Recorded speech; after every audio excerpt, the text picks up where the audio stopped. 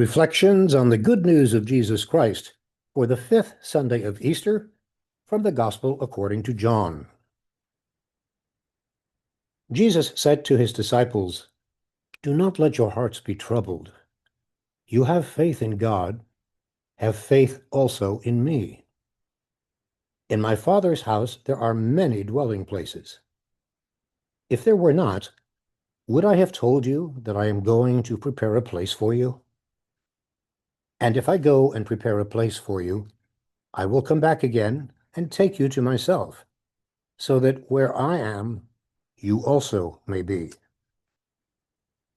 Where I am going, you know the way." Thomas said to him, "Master, we do not know where you are going. How can we know the way?" Jesus said to him, "I am the way, and the truth, and the life. No one comes to the Father except through me. If you know me, then you will also know my Father. From now on you do know him, and have seen him." Philip said to him, "Master, show us the Father, and that will be enough for us." Jesus said to him, "Have I been with you for so long a time, and you still do not know me, Philip? Whoever has seen me has seen the Father. How can you say, 'Show us the Father'? Do you not believe that I am in the Father, and the Father is in me?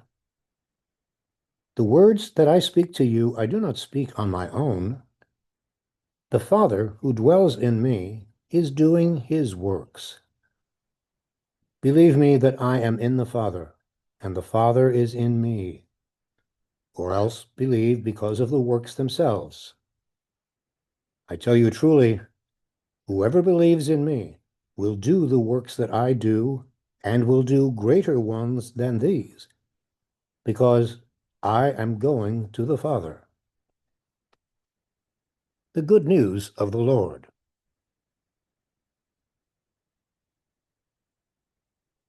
Whoever believes in me will do the works that I do, and will do greater ones than these.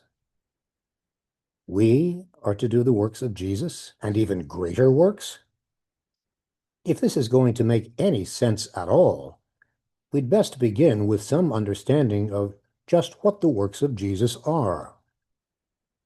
The works of Jesus are the works of God, to give life and to restore meaning to life or enrich life's meaning.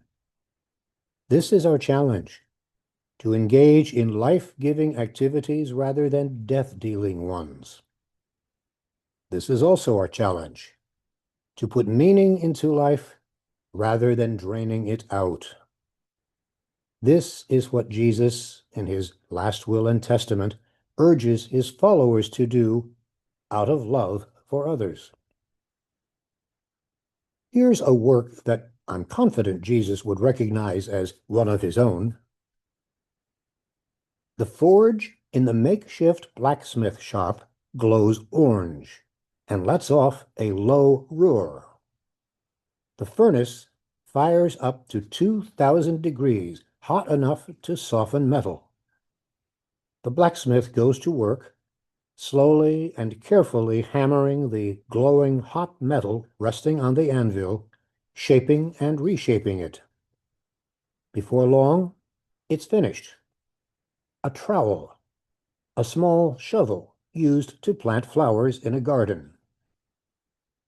Just a few minutes before, it was a shotgun. The blacksmith is not working at some small outpost in the Old West, but in Guilford, Connecticut in 2023. He's one of dozens of volunteer smiths who are part of Swords to Plowshares Northeast, an organization that takes the guns collected in police department buyback programs and repurposes them into gardening tools, shovels, picks, and cutting blades. The finished tools are donated to community gardens and agricultural high schools that grow and harvest vegetables for soup kitchens and homeless shelters. One of the volunteer blacksmiths is retired Episcopal Bishop James Curry. He's also one of the founders of Swords to Plowshares. Inspired by similar Mennonite programs, Bishop Curry began organizing Swords to Plowshares after the tragic shootings at Sandy Hook Elementary School in Newtown, Connecticut. Bishop Curry officiated at the funeral of one of the young victims at Sandy Hook. Bishop Curry sets up his portable forge at churches around Connecticut to demonstrate the process and invite parishioners to take the hammer themselves to transform a weapon of death into a tool for life. Bishop Curry is emphatic that his group is not anti-gun, but anti-gun violence.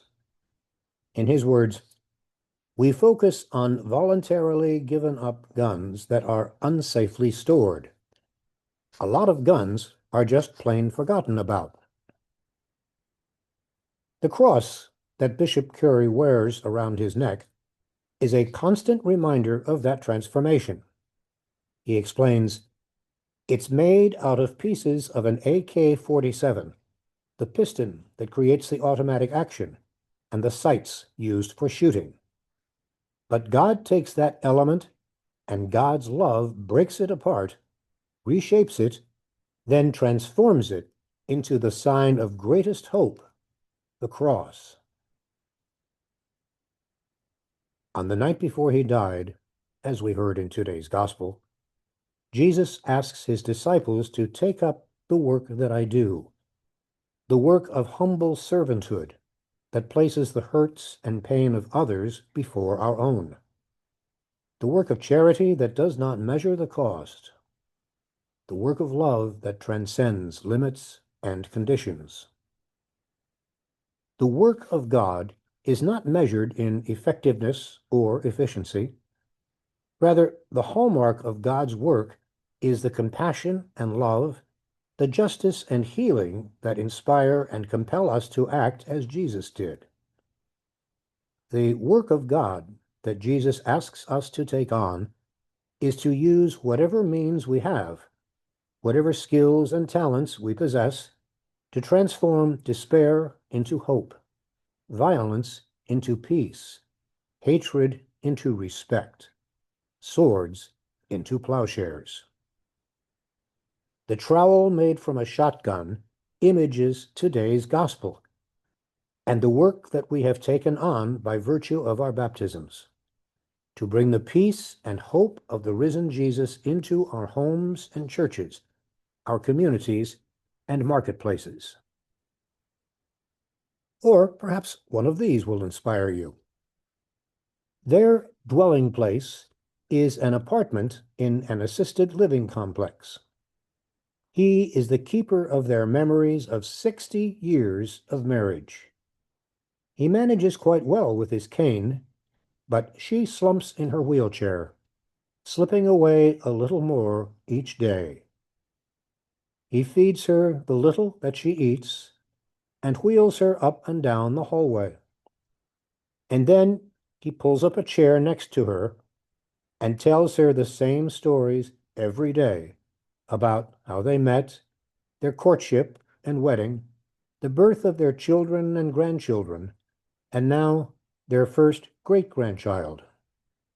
In every retelling, Christ is there.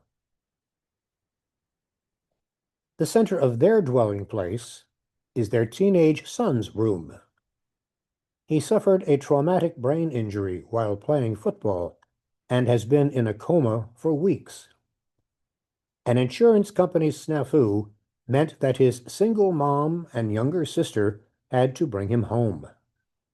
They turned their dining room into a hospital room where they care for him 24/7.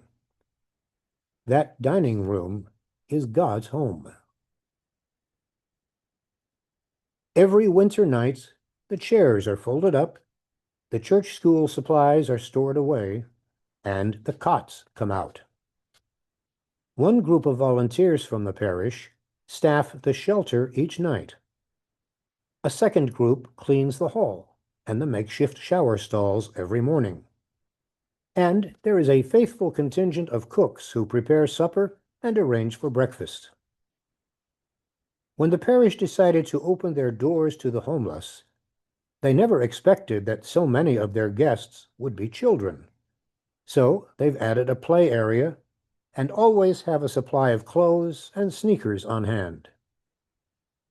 In this drab downtown church basement, God welcomes his sons and daughters into his dwelling place. In his Last Supper farewell to his disciples, Jesus assures them that he goes to prepare a place for you in the Father's house. As Christians, we live in the eternal hope of one day living in God's dwelling place.